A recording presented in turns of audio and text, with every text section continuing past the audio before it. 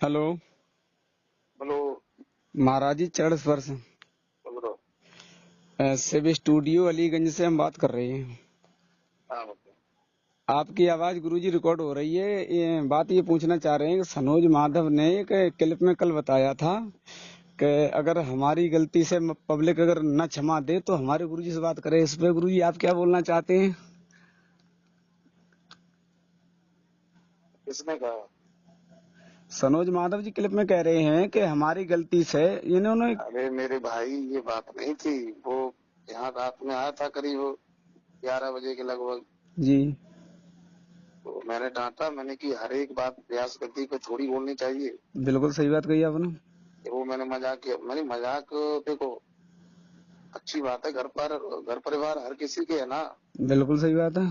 तो प्रयास गति पर चीज नहीं होनी चाहिए, तो मैंने उसे डांटा। हम्म तो ये कहा गुरुजी अब आज के बाद ऐसी चीज कभी नहीं होगी। हम्म और तो मैंने कहा ठीक है, आगे अपना सुधार करना। इतनी बात कह के वो लड़का चला गया। जी उसके बाद कोई बात ही नहीं। अच्छा, गलती वो करे और वो जवाब मैं दूं तो ऐसा तो हो नहीं सकता है ना। नहीं नहीं नहीं बिल्कुल नहीं हो सकता है। तो किसने कहा? वीडियो में?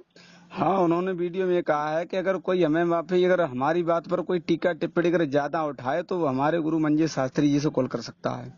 अरे ना भाई, मैंने कुछ नहीं कहा यार। मैं तो इन चक्करों में नहीं पड़ता हूँ। मैं, तुम्हें तो मालूम है, मैं किसी के बारे में बोलता ही नहीं कुछ। भाई तो एक बात समझो, मैंने जब देखा है कि सनोज माधव जी कह रहे हैं कि अगर कोई मेरी बात पे अगर यकीन न करे तो हमारे गुरु मंजी शास्त्री जी से कॉल अरे कर ले। नहीं, मैंने कुछ नहीं कहा, ये ऐसा कुछ नहीं है। और लेकिन डांटा तो था मैंने कहा तुमको वहाँ ये चीजें नहीं बोलनी चाहिए थी। हम ये सोच लो हम कहाँ बैठे हैं। जी बिल्कुल सही बात है। आप समझे? तो व्यास मंच की कुछ मर्यादा होती तो वहाँ नहीं बोलना चाहिए था। मैंने इसलिए डांटा था। मैंने ये थोड़ी कहा था कि अब मेरा नंबर दे देना या हमसे बात करवा देना या मैं सारी जिम्मेदारी ले रहा हूँ। हमें नहीं ऐसे चक्करों में पड़ते ही नहीं है।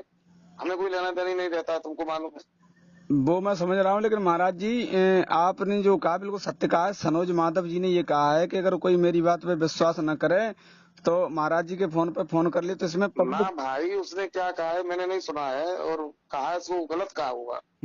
लेकिन इस बात पे पब्लिक के नजर में ये आता है, इसका मतलब है कि परम श्रद्धेय जिस पे पब्लिक मतलब अपनी मान मर्यादा सब कुछ आपके ऊपर रखे, क्योंकि आप ही एक कथावाचक ऐसे रह गए हैं जिन्हें धर्म और मर्यादा दोनों याद हैं। नहीं, मेरी बात सुनिए, मैं ऐसा कह सकता हूँ?